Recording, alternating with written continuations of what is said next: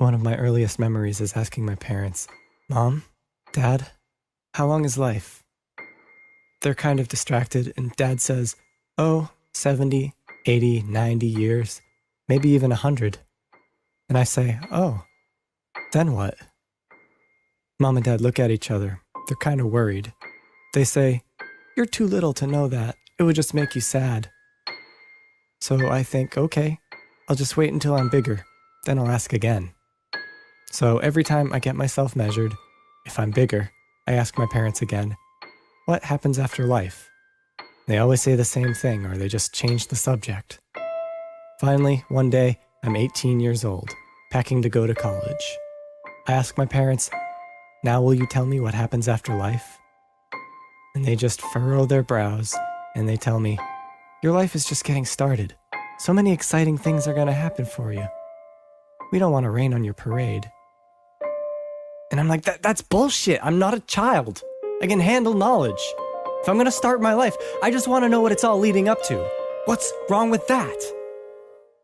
And they just say, "Aw, look at him saying all these important things like a big boy."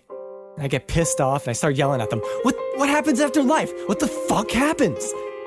And they just keep saying, "Oh, he's so cute when he starts stomping around, huffing and puffing."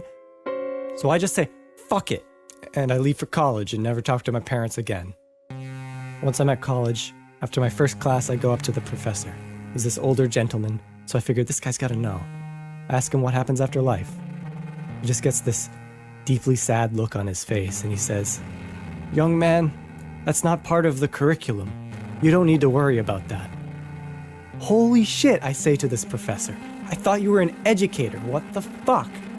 I go across the street to the library. Time to settle this once and for all. I ask the librarian, "Do you have any books on life?"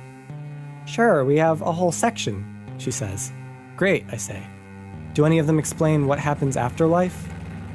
She turns pale and she says, "No such book exists." And she bans me from the library. So I quit college. If it can't answer this simple question, what good is it? I travel the world. I sleep outside, I eat food out of dumpsters, and I ask every person I meet, "What happens after life?" Some of them just ignore me. Some of them pretend they don't know. And some people really don't know, just like me, but nobody else seems to care the way I do. Maybe I'm crazy. Maybe it's not important. But I just don't like the way the truth is being held out of my reach. It makes me feel like an idiot. But I'm not an idiot.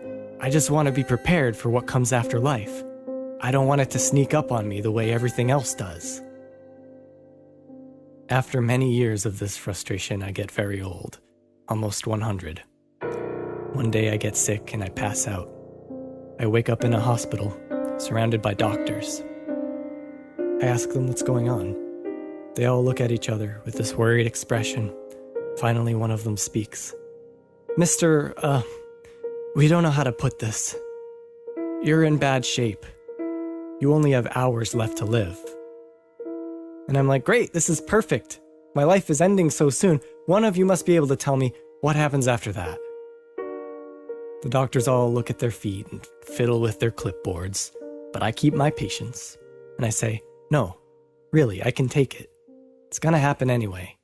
Just tell me."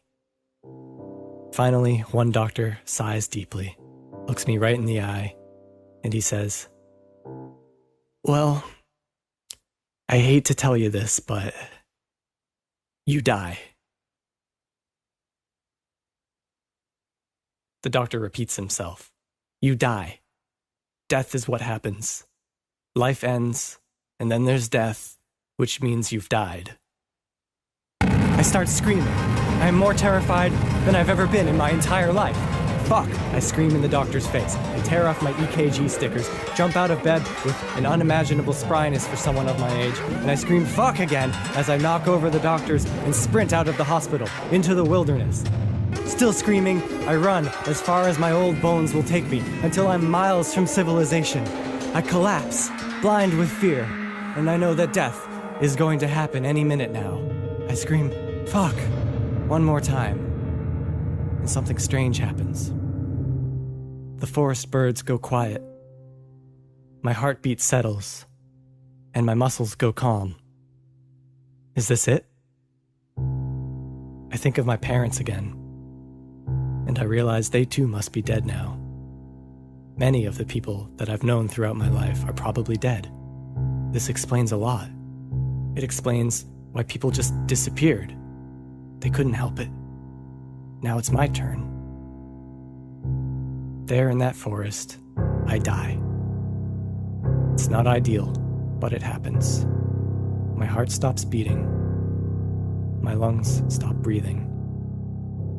I stop telling this story.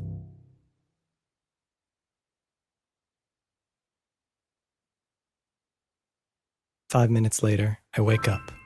Oh, it was just a dream. I'm still a baby.